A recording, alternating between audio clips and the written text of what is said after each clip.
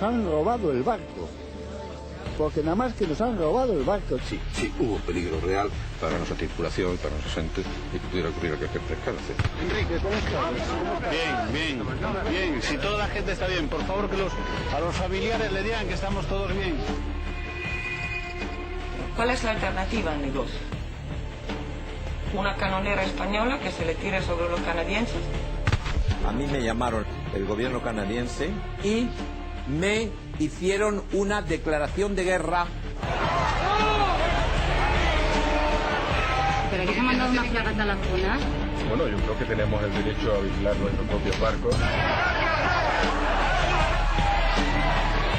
O goberno canadiense non quere falar do tema porque non foi unha decisión acertada.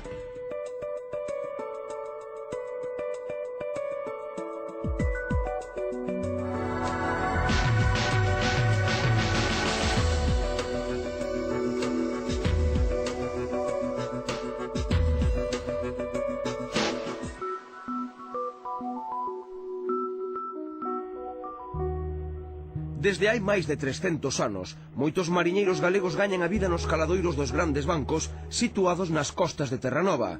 Pero a medida que comezaron a escasear os recursos, comezaron tamén os problemas. Coa creación da NAFO, a Organización da Pesca do Atlántico Noroccidental, tratou de poñerse cordura na explotación dos caladoiros, pero as normas que se aprobaban no seo desta organización non convencían algúns dos seus membros. Este foi o caso de Canadá, que botaba as culpas da súa crise pesqueira á sobrepesca estranxeira.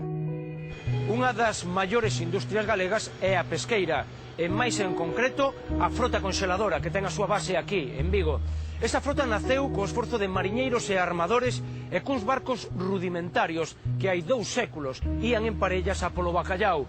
A finais dos anos 80, esa mesma frota dispunha de 106 buques, ata que de súpeto un deses barcos, o Estai, foi atacado pola Armada canadense. Comenzaba entón a Guerra do Fretán. Yo encontré la confirmación de muchos de los temores que nos veníamos preluyendo, porque hay que reconocer que el gobierno canadiense, y aquí posiblemente ya han pasado ya 15 años, pero hay que contar las cosas como fueron, el gobierno canadiense actuó muy ilegalmente en toda la contienda, desde el principio hasta el final. Y más en concreto actuó ilegalmente el ministro de Pescas y Océanos, el señor Brian Tobin, a quien yo normalmente en mi espacio en internet llamo Toxin, porque era una pura toxina. Eu recordo ás 12 da noite de poñerme tamén a escribir para pantallo periódico, bueno, se tiñan producido disparos, abordase de unha maneira violenta, esposamento do patrón e do capitán, intimidación a toda a tripulación. E, bueno, era unha situación realmente insólita.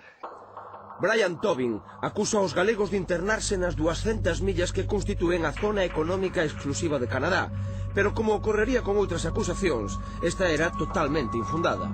Yo al ver los armados, el patrón de pesca también mandó picar los cables para salir marchando, pues estábamos a 200, en ese momento sobre 220 millas de aguas canadienses, estábamos en aguas internacionales. Eu faría o mismo, se me intentan atacar eu non perdería, digamos, o tempo en virar as redes e a esperar a que me apresen. Que nos estábamos faenando tranquilamente, e con a misma ven unha sodia cargada de oficiales, cargados hasta os topes de armas, e xa con as escaleiras preparadas para eles. Entón nos oímos a voz do noso capitán que non embarquen a bordo. Entón eu fui un deles que lle tirei a escaleira ao mar e apuntarme e dixeronme que me iban a pegar un tiro. Pero eu, cando dixeron pegar un tiro, pois non lle fixen caso. Estuveron navegando bastante tempo, non sei certamente canto, hasta que lle deron unhas ráfagas na proa do barco, ao redor do barco, entonces obligaron ao capitán que parara as máquinas. Como nós íbamos en marcha libre, pois collemos e seguimos a nosa ruta, pero depois xa nos amenazou a patrullera que paráramos, tocou a misma, dejou uns disparos, tocou a misma, entón paramos as máquinas e foi cando eles se fixeron cargo do barco. El comandante del Estai estaba absolutamente destrozado. Es decir, no conseguía entender cómo le habían perseguido 2 fragatas al lado del barco hasta que le cerraron la curva y tuvo más remedio que pararse. Y yo escuché los ruidos, vamos, porque nos lo puso así el armador, los ruidos de las ametralladoras canadienses intimidando, y las cañoneras intimidando al capitán del Estay, y el capitán diciéndole al armador: ¿qué hago? ¿Qué hago?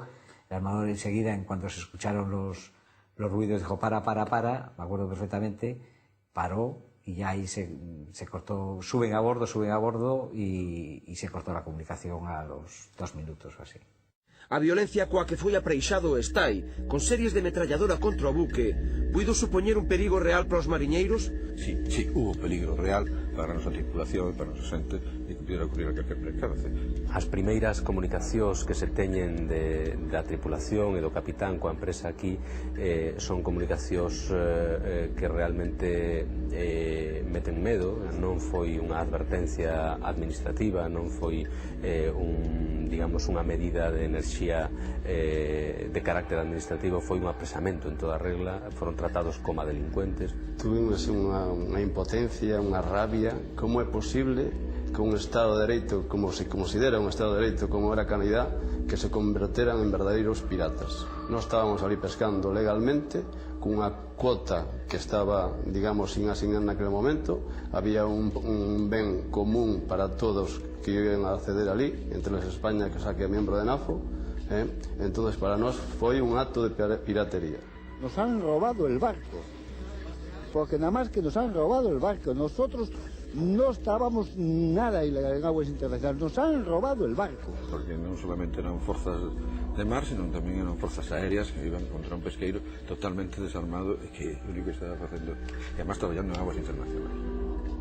Inmediatamente comeza unha carreira contra reloxo de movementos políticos e diplomáticos para tratar de liberar o Estay. O barco era galego, pero moitas das competencias pesqueiras pertencían á Unión Europea. De onde había que esperar as respostas contundentes que se reclamaban? De Compostela, de Madrid, de Bruxelas? E, sobre todo, que sucedía mentres en Canadá? O lugar onde se tiña que negociar era en Bruselas, que era de onde partira inicialmente todo o conflicto, e, en paralelo, había que dar tamén unha resposta á acción de Canadá en Terranova, nas aguas internacionais, non? Entonces agarré el teléfono, llamé a la Unión Europea, llamé a la troika comunitaria, que era mi colega el embajador de Francia y mi colega el embajador de Alemania, Hans Sulima, que no me olvidaré nunca de él, de lo bien que se portó conmigo, y les dije: me voy a Terranova, a San Juan de Terranova. Y él me dijo: me voy contigo. Digo: oye tú, que el avión sale a las 5, dice, aunque sea a las 4. Y entonces los dos nos fuimos a Terranova. A tensión crece co paso das horas, dada a actitude de Brian Tobin de levar o conflito ata as últimas consecuencias. O goberno canadense pretende xulgar inmediatamente os mariñeiros do Estay. A noticia cae como unha bomba en Vigo, a base do buque. Estou moi preocupado polo que poida pasar esta tarde en Sañóns. Estou moi preocupado porque se pueda montar un circo. Yo creo que el gobierno canadiense tiene intención de engañar a la opinión pública internacional. Chegan os mariñeiros galegos a terra, efectivamente a Terranova, son apoupados no peirao polos canadianos, son presentados como auténticos piratas. Enrique, ¿cómo estás? Bien. Si toda la gente está bien, por favor que a los familiares le digan que estamos todos bien. No hay problema ninguna clase. Eu recordo o capitán do barco zarandeado por un pasillo de hooligans canadienses realmente concienciados cunha situación dun xeito un pouco extraño, non? A moi poucos días de todo que ocurrira tiñan xa unha conciencia de dor sobre todo anti-española pois acusadísima, non era normal, non? Ver aquelo. Xa nos comunicaron ao capitán que había unha manifestación aquí. Non contábamos con tanta xente, por suposto. Tamén nos comunicaron de que non todos estaban de acuerdo. O sea, que había ambas partes, non? Hai quen estaba de acuerdo con isto e quen non estaba de acuerdo. Eu que mirei un afán de protagonismo. Deronos voltas aí co barco simplemente como para lucir un trofeo. Tobin, o ministro canadiano de Pesca, fai unha gran roda de prensa presentando ademais dunha forma absolutamente populista e demagoga un peixe pequeno ao seu lado e tamén unha malla supostamente collida ao estai, non? Iso foi unha atrapallada, porque cando mostra a foto que ainda está nos periódicos do peixe pequeniño que nos pescábamos non era o flatán, era unha patusa que seguramente ya colleu no mercado que ten ali en San Jones os patuseiros que estaban traballando ao fresco. O sea, iso foi unha das mentiras que este tío, pues, que pasa que lle saliu ben. En calquera caso, os investigadores canadenses dixeron atopar redes de malla máis fina da permitida, así como peixes dun tamaño inferior ao autorizado. Anos despois, os cargos seguen sen aclararse, dado que a controversia centrouse en se Canadá tiña ou non competencia para actuar como fixo. Pasado 15 años, me da por pensar que aquellos maldito canadienses pusieron el barco, el señor Tobin en concreto, el señor Toxin, puso el barco en un sitio que yo tenía que cruzar los curiosos que había.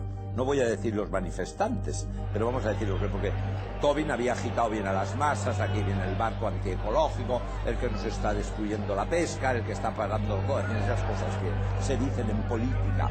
Entonces tuvimos que ir los tres, el embajador de Francia, mi amigo Hans Suliman, el embajador alemán, y yo, andando, porque no nos dejaron ir con el coche, porque la idea era hacernos pasar por esa turba. Entonces un señor me tiró un huevo, pero con la rabia que el huevo le dio al pobre embajador alemán, que con su gabardina, pues se quedó, ¿pero qué es esto? ¿Pero qué me ha pasado? En Terranova, o embaixador español traballa incansablemente para darlle o mellor trato posible aos mariñeiros. De feito, chega a crear a primeira páxina web dunha embaixada coa fin de transmitir as noticias desde o punto de vista español. Pero cal era a súa postura? Que defendía fronte a Canadá? La intención que tenía era 2 o 3 ideas, era lo que tenía claro, más o menos. La primera era que el acto era totalmente ilegal. Ilegal en cualquier, siendo miembros de una misma alianza, como la NATO, o como la ONU, o como la NAFO, ilegal, primero. Segundo, que no tenían ningún derecho a actuar sobre el personal del barco, ningún derecho de ninguna clase. Mínimo ya el pensar en hacerles un juicio. Quen condena é quen acusa. Non hai un tribunal imparcial, que era o que nos reclamamos ao longo dos anos. Ten que haber un tribunal internacional imparcial que verifique todos os datos e que poda emitir un xuicio en base a pruebas absolutamente contrastadas. O xuizo comeza ante o estupor de todos. A parte española, co embaixador á fronte, alega a incompetencia do goberno canadense para xulgar este caso e non recoñece a súa autoridade. Esto no es más que un aplazamiento en el que se ha negado la jurisdicción y la legalidad del tribunal. Conseguen gañar tempo, pero fora, a poucos metros, o estai está a ser baleirado. Os mariñeiros falan de roubo. Un buen día me vino un marinero diciendo, mire usted, embajador, hemos mirado por la ventana y estamos viendo que nos están sacando el pescado. Es que mientras que el barco estaba allí, los canadienses les robaron la mayoría de la carga. Pues cuando volvimos al barco, que finalmente se volvió al barco, estaban los marineros cabrerísimos porque se habían comido todas las empanadas gallegas que había, que las tenían preparadas en el comedor, les habían dejado todo sucísimo, en fin, estaban como unas llenas. Todo patas para arriba, va del Big Boss si queréis, estas chicas vino con las cámaras, toda la bodega de popa vacía, todo un pescado ahí muy bueno, todo lo llevaron, y de proa igual me llevaron más de 200 toneladas de pescado, me dejaron ahí las sobras. Desde Madrid, a loita céntrase en liberar o buque sen ter que pagar ningún tipo de fianza. O presidente do goberno chega a falar directamente co primeiro ministro canadense, Jean Chrétien. Le quiero decir de todas maneras, porque me parece que es una información que no tienen, que ayer estuve en 2 ocasiones hablando con el primer ministro canadiense, por eso digo que tengo una razonable esperanza de que el barco esté en libertad sin ningún tipo de condiciones. Pero algo falla. O armador do estai, Enrique Pereira, está a calcular os gastos que lle suporía ter ese buque parado o tempo necesario para afrontar os suizos. E non lle saen as contas. O embaixador vese impotente para resolver este conflito. En relación con el armador y con el capitán, es de ellos el tema. Es decir, ahí es más difícil que yo pueda entrar. Finalmente, e botando pola borda o argumento do apreixamento ilegal, o armador paga a fianza e o barco é liberado para volver a Vigo. Mentres o conflito continúa, Brian Tobin mantén as espadas en alto. Este barco leva aquí 4 días e esa nos fixeron del, pois eso, un desastre. Si mentras queda aquí para que vaya a tribunal da Haya, isto vai pasar 4, 5, 6 ou 7 meses. E logo, cando nos entregan un barco, sería todo un bloque. Creo que estuvo ben que o armador de prestar esta fianza sin facernos cargo de nada. Esta fianza é para quitar o barco e conducilo a Vigo. A cidade de Vigo, base da frota conxeladora, entregouse co Estai e coa súa tripulación. Alcalde, organizacións e demais forzas vivas da cidade trataron de arroupar os mariñeiros na súa volta á casa, pero pouco puideron facer, máis que consolalos e amosar o seu descontento en manifestacións que se deron aquí diante do Concello e na Porta do Sol.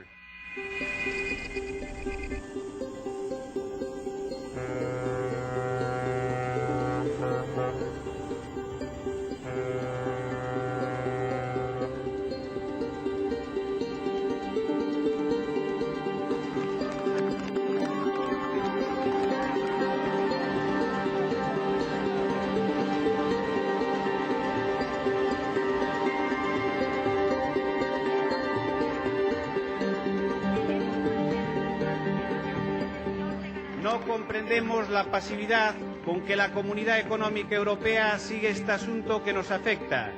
Es por lo que nuestra lucha no termina y que seguiremos contando con vuestro apoyo.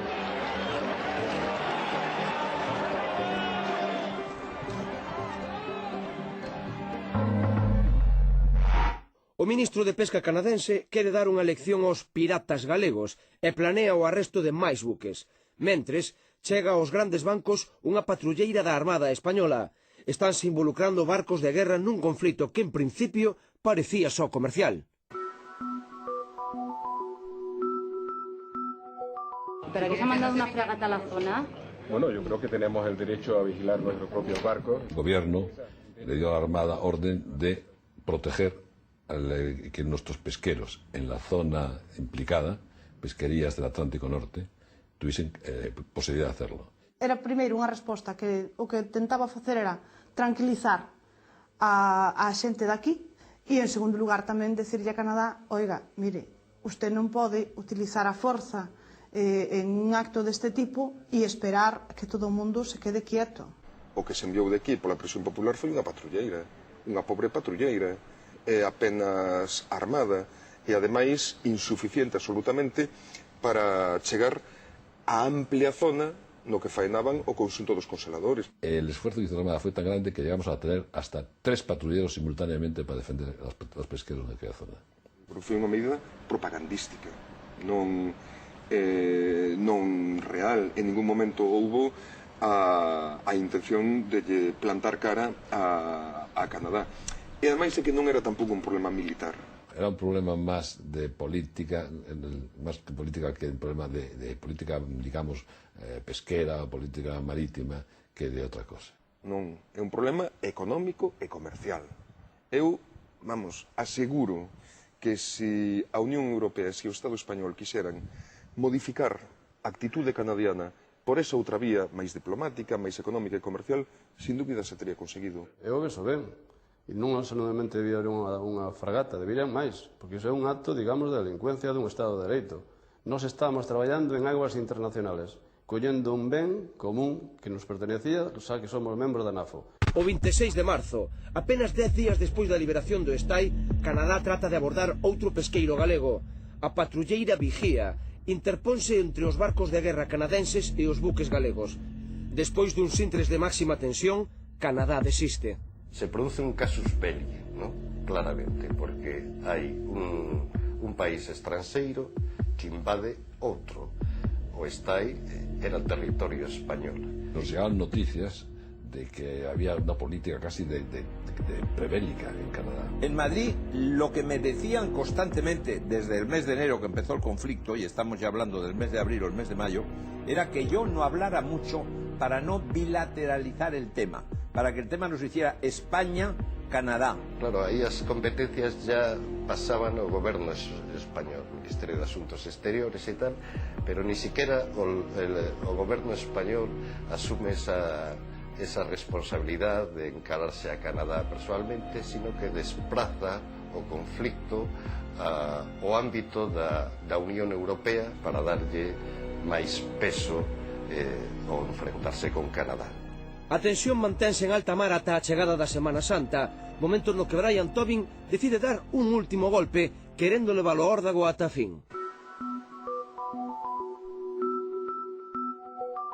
A mí me llamaron la noche de Viernes Santo de 1995 el gobierno canadiense diciéndome que no me moviera porque tenía un mensaje muy urgente. Dime usted, yo me muevo lo que quiero, soy el embajador de España y me puedo mover a donde quiera. Dice, usted esté ahí sin moverse porque a las 8 le vamos a citar. Me anunciaron que habían convocado un consejo de ministros urgentísimo y me hicieron una declaración de guerra, ya se puede contar. Y allí apareció el subsecretario de Asuntos Exteriores, Gordon Smith, y desmadejado, sin chaqueta, o diciéndome, bueno, sabe usted, embajador, no tengo más remedio, hemos llegado a la conclusión que la polémica que tenemos sobre la pesca, tengo que declararle la guerra. Y me entregó un papel que eran las Rules of Engagement. Pero la cosa la precipitaron los canadienses aprovechando que era Viernes Santo. El ministro de Asuntos Exteriores, Solana, estaba ilocalizable, yo creo que en Cantabria. El señor Felipe González estaba ilocalizable, no sé dónde estaba, pero conseguí hablar con su jefe de gabinete y pude comunicarles oficialmente la declaración de guerra. Dado o incrible da situación, o goberno español trata de non lle dar moita publicidade ao asunto e asume que a actuación do goberno canadense é un farol. Diante das ameazas de Tobin, non envían máis barcos de guerra que as patrulleiras xa involucradas. Hubo una limitación, como dije desde el principio, positiva del gobierno de mandar únicamente patrulleros. O sea, y jamás se pensó en mandar ni unas fragatas ni un destructor. España quiso demostrar que tenían derecho a pescar en esas aguas y implicó los medios apropiados para mantener ese derecho. O que chamou, que o nome de guerra de Fletán como un reconocemento daquela situación tal, non se supuso, por lo menos eu penso por parte de España, en que aquelo pudiera desembocar en ningún tipo de guerra, non? O que sí foi unha utilización do nacionalismo canadiense, porque eu creo que nunca o tiveron como en aquela época, foi un acoso por parte de Canadá directamente ao Estado español a través destas actuaciones, porque a Canadá non lle interesaba en ningún momento un enfrentamento con a Unión Europea. No. Actuaron de zona bilateral, es decir, de ti a mí. Pero realmente voy a insistir en que la palabra bélica no es apropiada. O sea, fue una crisis aguda, una crisis entre dos países amigos, dos países miembros de la misma organización militar, y una crisis que nunca debió haber sucedido. Pero las personas son así y los mundos son como son, y yo creo que la actuación del gobierno español, en general de España, fue magnífica para demostrar: yo mantengo esto porque corresponde, pero yo no implico medios no apropiados a esta crisis, y si tú te pasas es tu problema.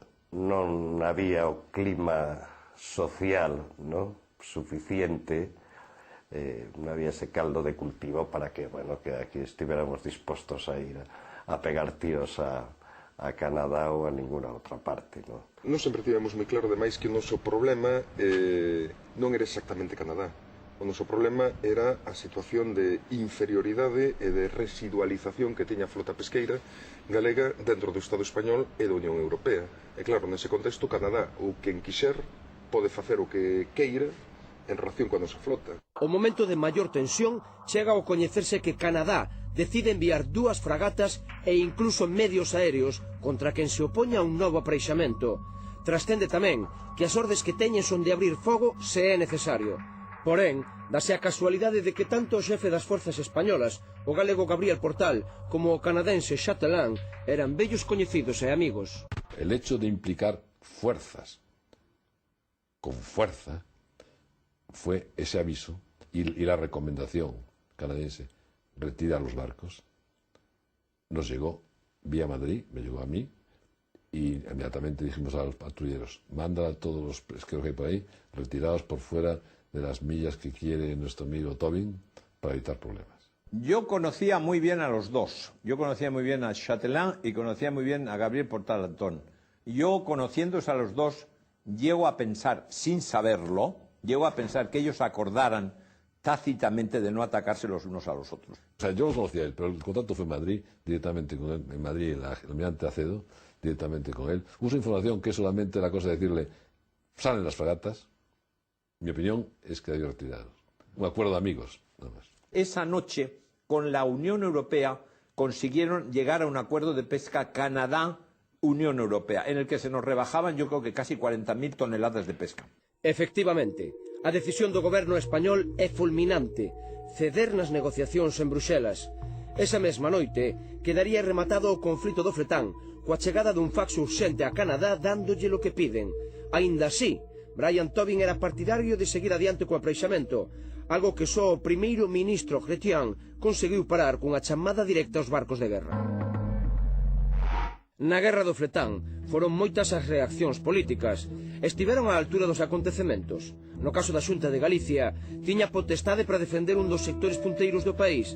Respondeu ás expectativas. O marxe da Xunta de Galicia realmente estaba limitado, es decir, era un conflicto que sobrepasaba bastante as fronteiras autonómicas galegas, non? A presión fronte ao goberno de España e fronte ás autoridades de Bruselas pudo haber tido un carácter pois de maior enerxía, non? Eu creo que a reacción foi fundamentalmente estética, sexual, aparencial, non? No caso da Xunta de Galiza, mesmo se intentan apropiar fraga daquela, pois dese sentimento social de indignación frente ao que estaba pasando, non?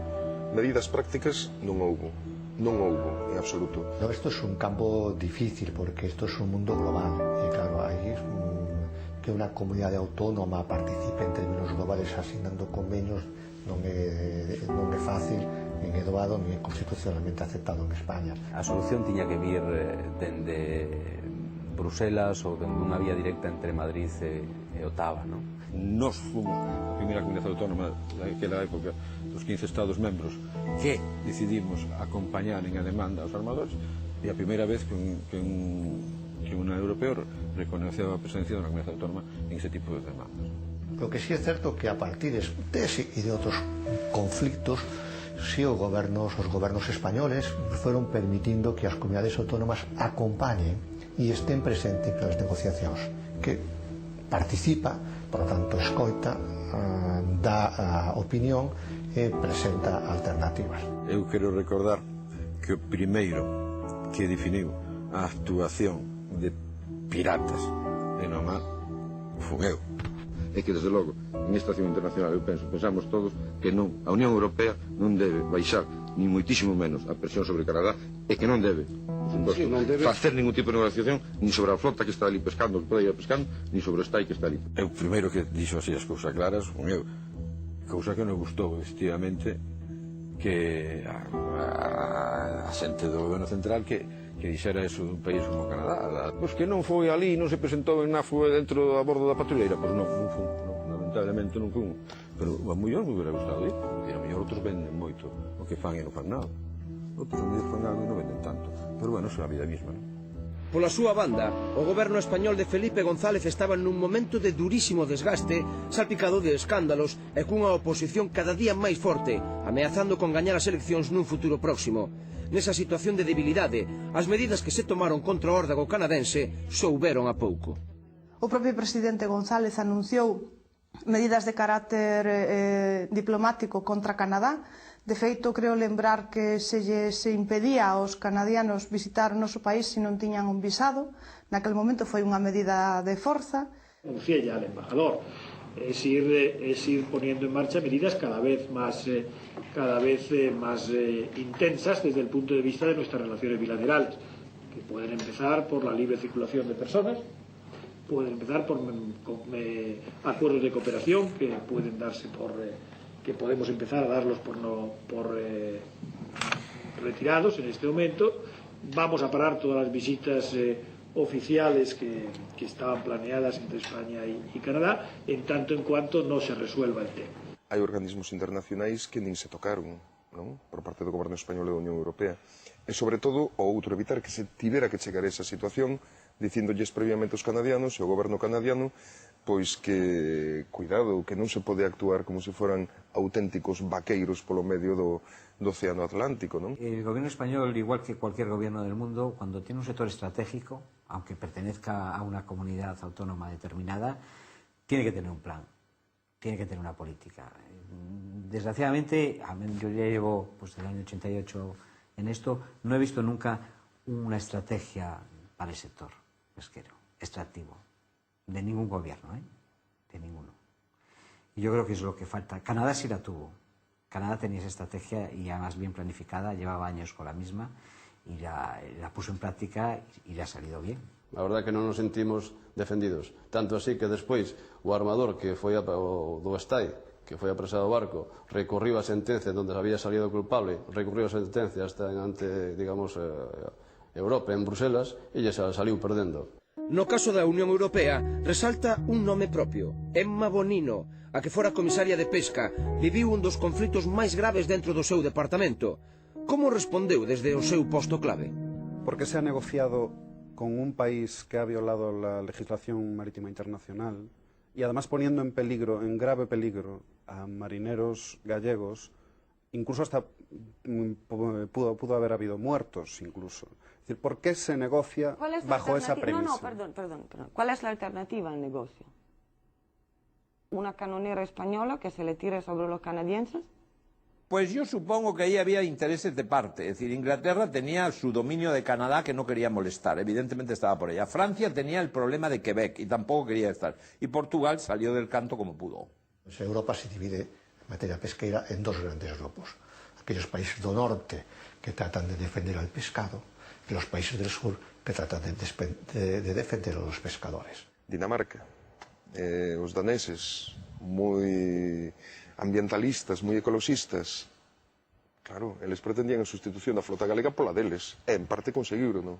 Os británicos, exactamente igual, non? Lo único instrumento que nos hacía la guerra en una canonera española era posiblemente, puede ser, un instrumento de sanción económica y comercial.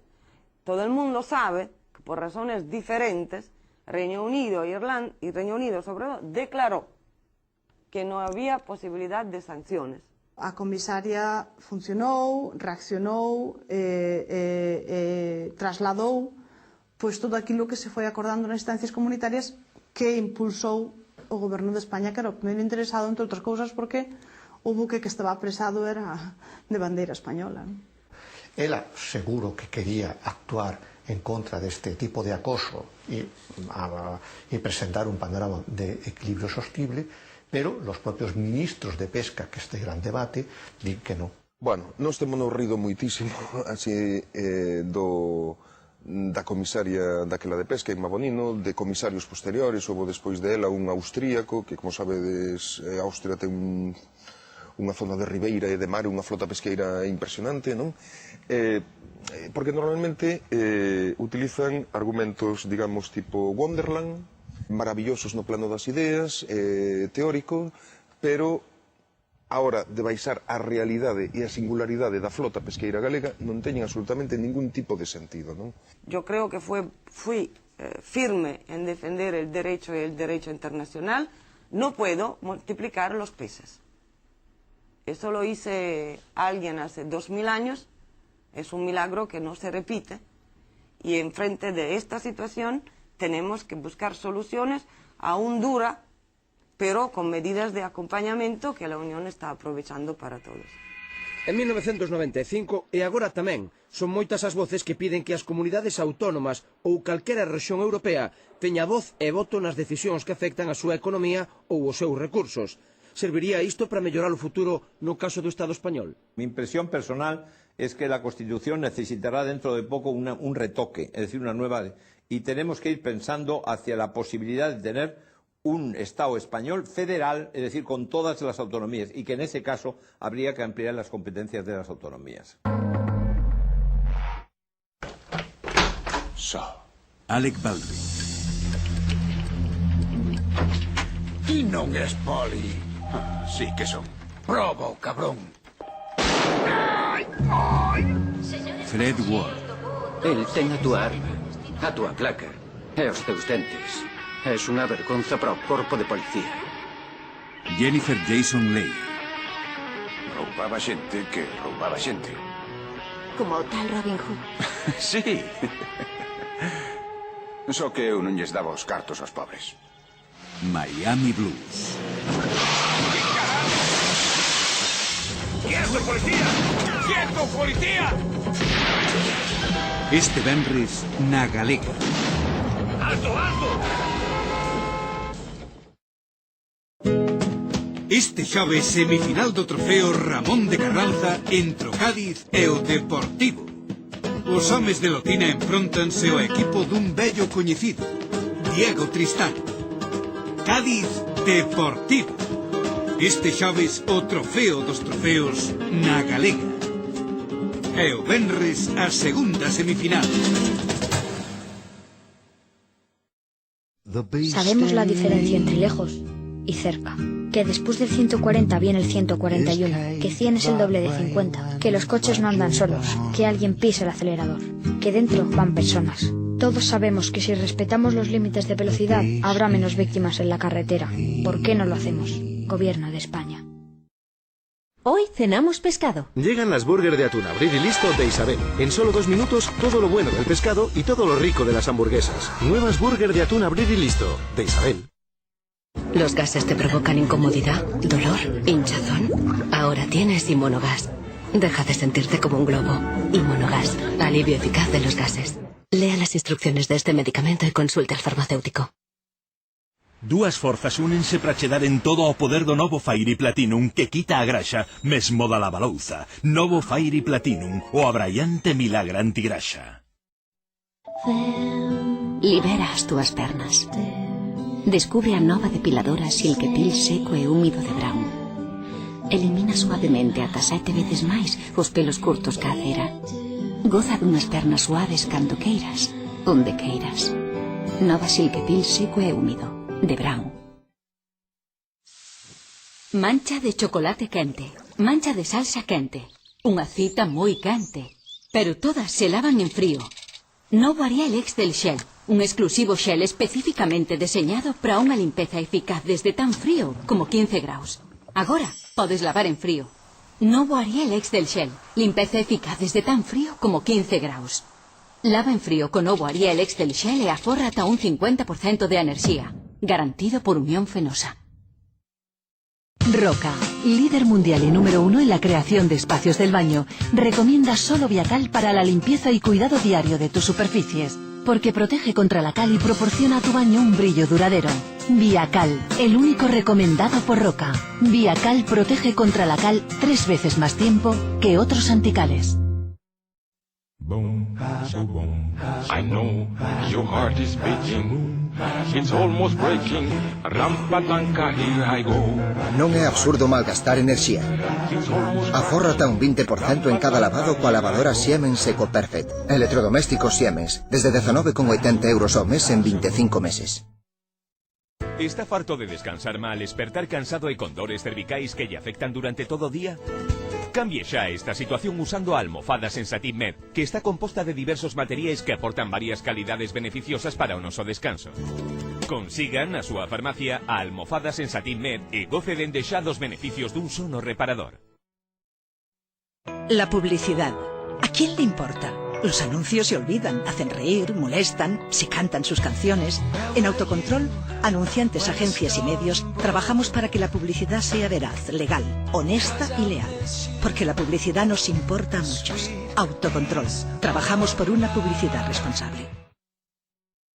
Cómete el 90-60-90, cómete a Doña Perfecta y ahora cómete todo el sabor del ketchup con un 45% menos de calorías. Ligereza, porque la vida no está hecha para contar calorías. Pois cómelas mañá. Novos frigoríficos No Frost de Bosch. Conservan máis e consomen menos enerxía. E agora desde 695 €. Bosch. Innovación para a túa vida.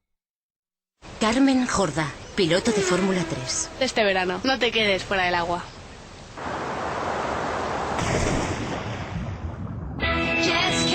El verano está lleno de emociones. Vívelas todas con tampones Tampax Compact. Con un suave aplicador para una inserción más fácil. Disfruta cada minuto de este verano. Sabe a auga que se perde lavando a man? Cun Aegue e Calgonit aforrará a auga, enerxía e ata 100 € ao ano. E con Calgonit Quantum e AEG conseguirá un brillo excelente con máximo silencio. Agora unha lavalouza super silenciosa Aegue desde 499 € e 3 meses de Calgonit de regalo. Aegue recomenda Calgonit, brillo de diamante. Con esto, mármol, seguro que nos quedaremos muy limpias. Pero espera, ¿por qué? Somos tan delicadas que perderemos nuestro brillo con el tiempo. Necesitamos esto para estar limpias. ¡Y cuidadas! Don Limpio pH Neutro, el único recomendado por todas las asociaciones del mármol de España. La mejor limpieza con el mayor cuidado de Don Limpio. Menos mal que tengo al estilista en el bote. Y es que para pasar de un pelo encrespado a unas ondas suaves y definidas solo necesito la espuma Pantene Style. Pantene Style le sienta bien a mi pelo.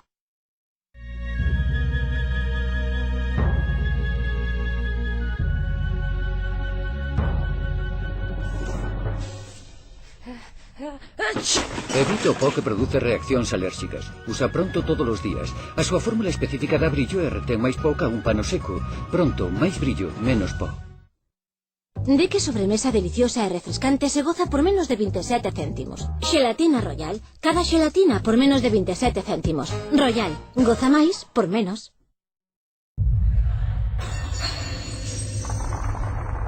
Cando o teu peor inimigo che crece no interior, non das escapado.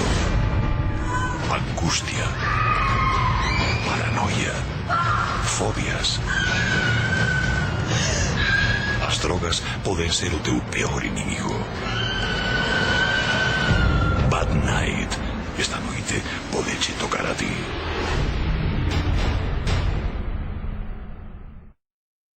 ¿Tus manos revelan tu edad? Crema antiedad de Neutrógena. Reduce las manchas e hidrata intensamente. Manos siempre jóvenes. Pide la triple promoción de Neutrógena. Nunha falla de Valencia preparan unha paella xigante para todos os veciños.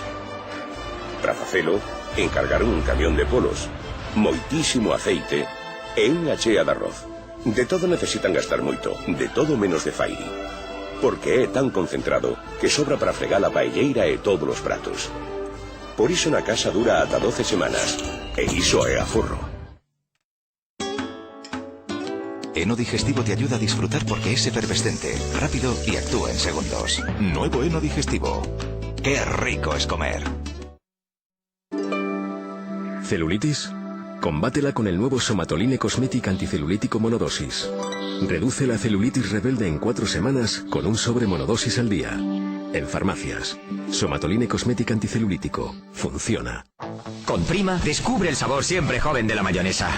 Las bolsitas Prima, con toda la frescura de la mayonesa recién abierta. Las bolsitas Prima, el sabor siempre joven. ¡Qué asco las tuberías lentas! Hoy tienes VCnet Energy Tuberías Lentas, el desatascador en polvo que se convierte en espuma y libera las tuberías. VCnet Energy, basta de tuberías lentas. Solo si hacemos nuestra mahonesa sin conservantes ni colorantes. Solo si le añadimos aceite que contiene omega 3. Y sobre todo, solo si la elaboramos con huevos de gallinas camperas, dejará de ser una mahonesa más y será la auténtica mahonesa casera Calvé. Tú eliges.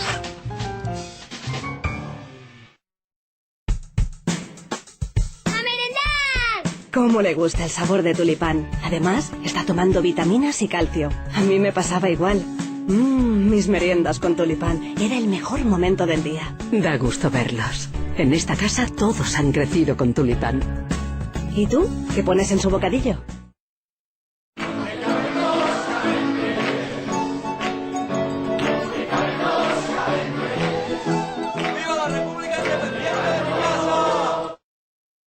Ay, sangría Don Simón, la fiesta es Don Simón. Ven, vamos a disfrutar, ay, sangría Don Simón. Y ahora sin alcohol.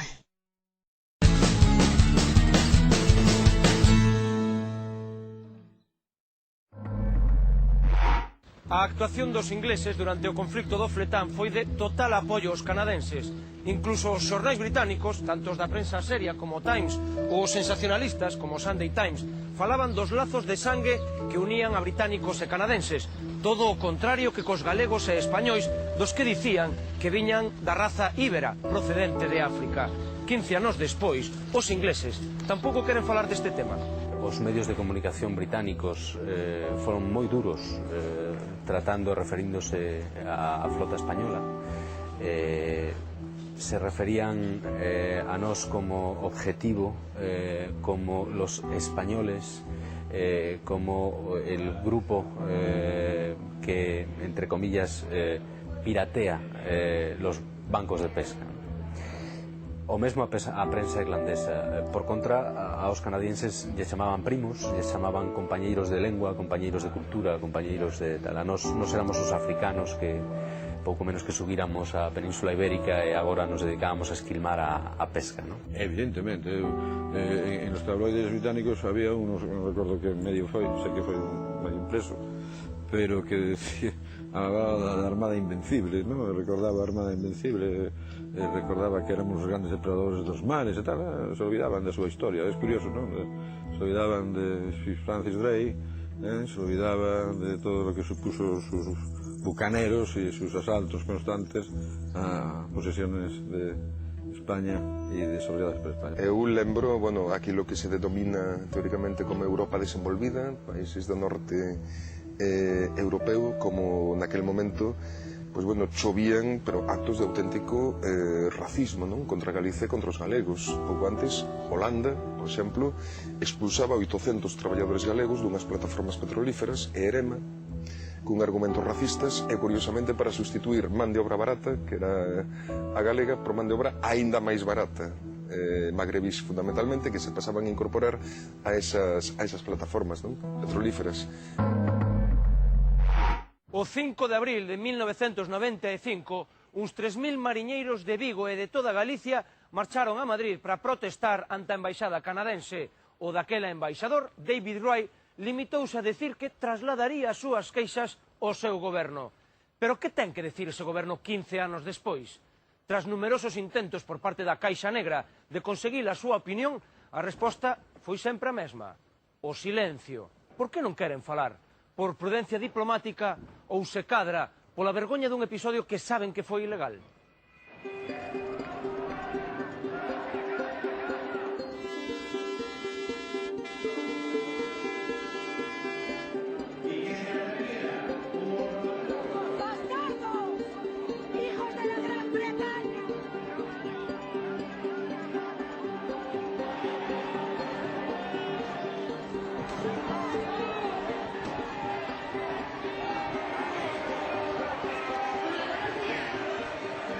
Eu creo que neste momento británicos ou canadianos non queren falar da cuestión precisamente porque o conflito non está definitivamente rematado.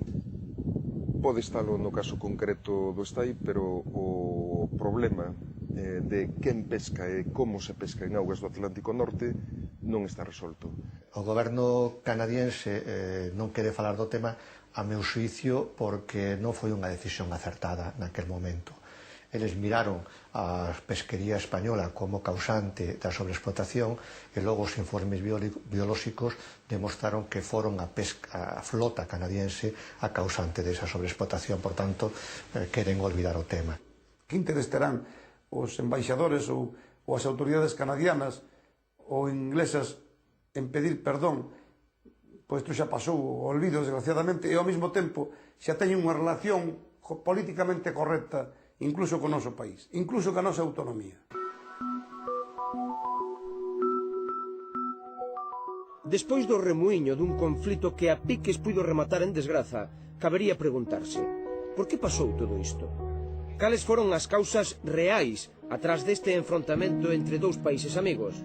Canadá, en aquel momento, por presión política interna, presentábase ás eleccións o que era ministro de Pesca, que foi el actor número 1 de todos os famosos incidentes, pois o que buscaba era quitarlle ou reducir e quitar e eliminar a presencia de buques estranxeiros, portugueses e españoles, fundamentalmente en as aguas de Nafo, para concederlle ese tipo de cuotas a los pesquerías de outros países estranxeiros que teñan moi poca flota e sobre todo os nacionais. Naquel momento había moitos problemas coas pesquerías interiores que xestionaban eles e que tiñan a moita xente en Terranova pois con subsidios de desemprego ou a piques de rematarlles, con moitas dificultades pasando mal económicamente, non? Porque tiñan problemas coa xestión das súas pesquerías.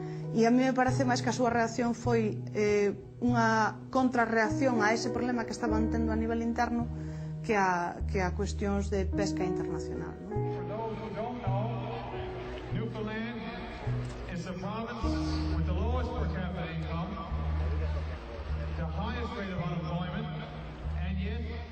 E eu creo que había aí, pois, por así decirlo, un interés que despois vamos descubrindo, había estudios feitos que, vamos a decir, no fondo submarino, no subsuelo do fondo do mar de esas zonas, pois hai unha gran riqueza de gas e de petróleo, e entonces tamén había, por así decirlo, interés por grandes multinacionais, vencelladas a intereses que a nós se nos escapan, pero que depois se foron conocendo ao longo do tempo, e nós fomos tendo contactos con persoeiros importantes da vida económica, política e incluso mediática do Canadá, e fomos conocendo eses datos de referencia que nos daban a entender que detrás da Guerra do Fletán pois había outros intereses moi fortes que intentaban, por así decirlo, aniquilarnos e intentar de alguna maneira pois acabar ca hexemonía nosa en esa zona, non?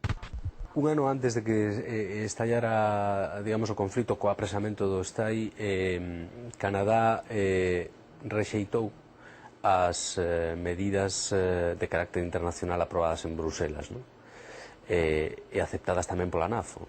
Primeiro, se inventa unha lei de protección dos caladoiros que lles permite ir máis aló das 200 millas establecidas como franxa de protección internacional dos caladoiros propios, apelando a que os bancos de pesca son, digamos, móviles, e que alá onde está o banco pode chegar, non? Esa cobertura do país. E despois restrinxen o número de capturas previstas para os barcos españois e empezan as amenazas xa directas sobre calqueira barco que sexa detectado con máis capturas das que Canadá di que se poden conseguir, que se poden pescar ali, as amenazas directas, digo, para facer algo contundente contra esos barcos. Si democráticamente les convencen a maior parte dos estados miembros dos órganos de Nacións Unidas competentes nesa materia, pois tendremos que apechugar. É dicir, pero mentras tanto que non poden facelo, e a brava que foi que fixeron. Unha das principais causas que argumentou Brian Tobin como desencadeante do conflito foi que os mariñeiros galegos actuaban como piratas esgotando os caladoiros nos que pescaban. Non se pode, xeralizar, non? É dicir, non podemos dicir que porque haxa algúns armadores ou algunhas compañías que efectivamente estén practicando incluso a pesca ilegal, non se pode dicir que todos os componentes da frota dun país, en este caso de Galiza, sexan piratas, ¿no? O se dediquen a esquilmar caladoiros. Yo recuerdo que una de las cosas que le decíamos era: ustedes han esquilmado un recurso, ustedes, díganos un recurso que haya esquilmado la flota galega. Y no lo sabían porque no existe. Eles fando curiosamente coas focas, co bacallau, con todo o que se lle pon diante, pero o problema para eles así o venderon internacionalmente e dunha forma ademais bastante intelixente, gozando mesmo do apoio e a complicidade dunha entidade como Greenpeace, por exemplo, que adoptou un papel absolutamente antigalego durante todo ese proceso. E Greenpeace, como ben dixe, a actitude que tivo, desde logo foi un pouco miope, porque se deixou enganar polo que logo se demostrou, os propios tribunais o demostraron, que foi un puro e simple interés comercial, unha decisión absolutamente arbitraria e contraria á legislación internacional que tomou o goberno canadiano, e concretamente o seu ministro de Pesca. Como cosa anecdótica, recuerdo que leí en algún medio de comunicación que a empresa de comunicación que contratou o señor Brian Tobin foi a mesma que despois fixo campaña sobre Irak del señor Bush. Brian Tobin en concreto di que os galegos somos unha especie de piratas que esquilmamos todos os mares do mundo e que tamén estamos esquilmando o Océano Atlántico. É unha fama que se deu, é unha fama que sobre todo se produce en os principios pois con Gran Bretaña e con Irlanda nos bancos nosos do Gran Sol, non? En que tivemos moita presencia, e, sen embargo, como ves, Francia non a ten, e usa unhas redes de malla deriva que de verdad son depredadoras 100%, e sen embargo esa fama non a ten. Por que? Porque prácticamente se limita esa pesquería a Francia. Cales foron as consecuencias da Guerra do Fletán para Galicia? Se a finais dos anos 80 a frota conxeladora era a maior e mellor preparada do mundo, como quedou despois? Cantas toneladas houbo que deixar de pescar? E, sobre todo, cantos barcos como este houbo que amarrar ou desmantelar? Señor Pereira, ¿están vostedes convencidos de que nas negociacións con Canadá se sacrificou o sector pesqueiro en beneficio de outros sectores productivos? Mire, eu penso que sí, non? Mas non teño unha total información. O que sí sei é que a nós, pescando legitimamente, o ano pasado pescábamos 40.000 toneladas. Este ano vamos a pescar malamente 8.500. Isto, pois, creo que ten unha definición clara, non? 15 anos despois, Galiza pesca 10 veces menos, 4.000 toneladas, mesmo suxeitos a un chamado plan de recuperación do fletán negro, que foi diminuindo paulatinamente ano tras ano esa capacidade. Yo recuerdo en el año 89 teníamos 100, eso sí me acuerdo, 105 grandes buques congeladores. Ahora nos quedan 16. 16 de ese tipo, o sea, es una auténtica monstruosidad. Canadá non pescaba unha tonelada en 1995, agora pesca pois aproximadamente 10.000 toneladas de fletán negro, ademais de outro tipo de especies. Bueno, salimos perdendo moito, porque ese caladoiro podía soportar máis barcos dos que están actualmente. Máis cuota nos podía soportar ese caladoiro do que está actualmente asignada para cada ano e para cada nación, para cada país. Ao longo do tempo se foi demostrando que, primeiro, Canadá non podía definir ela soa unhas cuotas para o resto dos países, nin para a Unión Europea, que a Unión Europea nese sentido saliu ganando, que nese ano 1995, no que se foi ao presamento do STAI, España presidiu o segundo semestre dese ano a Unión Europea. E fixemos, en decembro dese ano, eu creo que un dos mellores consellos de ministros de pesca da Unión Europea de todos os tempos, con respecto aos intereses de España, quero dicir, polo que conseguimos en canto a posibilidades de pesca, non? E a partir de aí, pois, empezaron a poñerse sobre a mesa pois cuestións que antes eran pouco menos que intocables, non? Nadie podía pensar que pois os científicos galegos poideran ir a Canadá a facer un traballo de prospección, e hoxe se está facendo. Nosotros siempre hemos dicho que fue una guerra comercial, que no fue una guerra conservacionista, no fue una guerra ecológica, ¿no? como levantó Brian Tobin y muchas ONGs. Y al final nos han dado la razón, ¿no? Canadá ahora es el que más pesca fletán, fuera de las aguas canadienses. Entonces penso que nos roubaron. Non se pode, digamos, chegar, o sea, ceder, cando realmente a realidade non era tan mala como a pintaba o Brian Tobin. Resultado, pois, que nós pescamos menos e eles pescan máis. Despois da crise e pasados uns anos, a situación entre Canadá e España cambiou radicalmente. Brian Tobin vive retirado da política despois de presidir o goberno autónomo de Terranova como a un heroe que sacou da crise a provincia. Por outro lado, os mariñeiros galegos que aínda pescan na zona soportan unhas inspeccións rigorosas. Como é a situación actual? La situación ha cambiado drásticamente.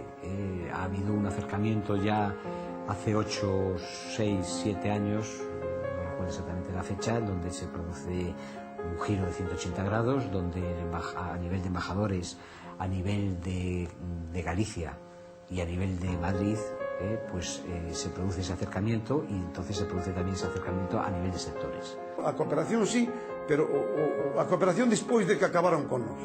A cooperación sí, pero sin pedir perdón polo daño que nos fixeron. A cooperación sí, pero a cambio de que? Me parece que haxa que temos que ter, digamos, non unha belexerancia permanente, que temos que ter unha actitude de, si cabe, de recuperación da amizade, non? O exemplo deste do que está sucedendo ahora neste caladoiro de Nafo, e agora se está implantando noutros, no de Irminger e en Noruega, se o levan efectuando fai tempo, non?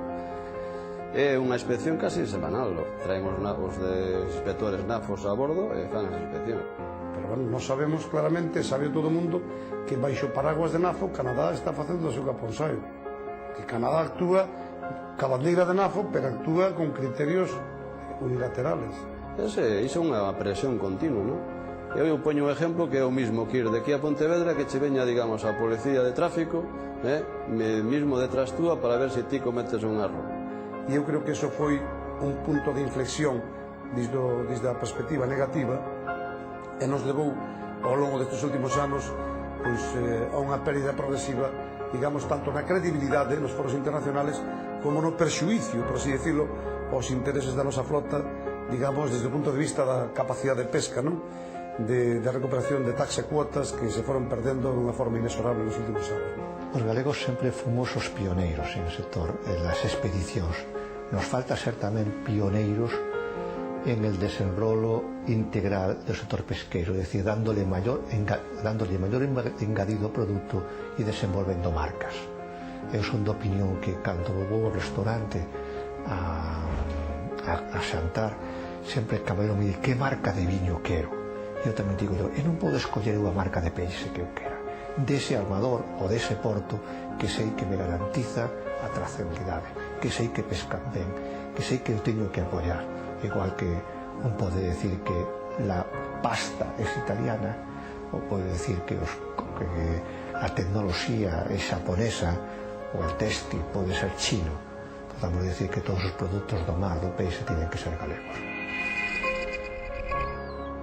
A pesar das restriccións dos inspectores, a frota galega pesca hoxe de novo en busca de máis recursos. Estarán condenados a vagar polo océano atopando caladoiros para despois ser expulsados deles? Só o tempo responderá a esa pregunta. Nós, pola nosa banda, agardámonos aquí dentro de 7 días con máis preguntas sobre outro feito que impactou os galegos. Velaquí un avance. Ata daquela.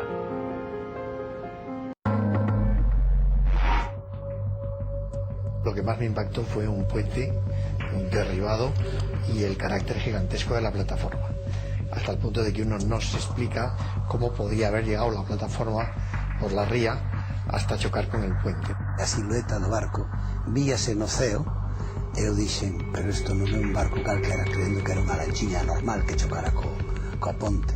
Ese día las estrachas fallaron todas. ¿Por qué? Porque la fuerza del viento estuvo sobre 140. Non se dou ningún aviso, posto que, repito, así se especificaba no FAS que nos remite o servicio meteorolóxico. Para min foi un temporal imprevisto. De súbito empeza a falarse de que ven un remolcador de Xixón. Creo que era o Alonso de Chaves. Non se usou porque para preparar a maniobra non tuvo tempo suficiente para prepararla, entón se nos pasaba a hora. Sería terrible pensar que se permiteu que o barco chegara a ponte por non pagar unha factura que sería demasiado gravosa pola actuación do Alonso de Chaves. Los temas de conducciones de aguas están prácticamente resueltos. Houve problemas porque, bueno, a propia Xunta de Galicia tampouco actuou como deberá actuar. Vinieron aí, sí, unha delegación oficial a ver a ponte como estaba, pero máis ben para sacar a fotografía, non? Aquela xente o único que quería derrocar un goberno legitimamente constituído, que era o meu, del goberno de Ferrol, e como era un goberno do PP, valía todo. É que estamos un país onde ou te moves ou se non hai nada que facer.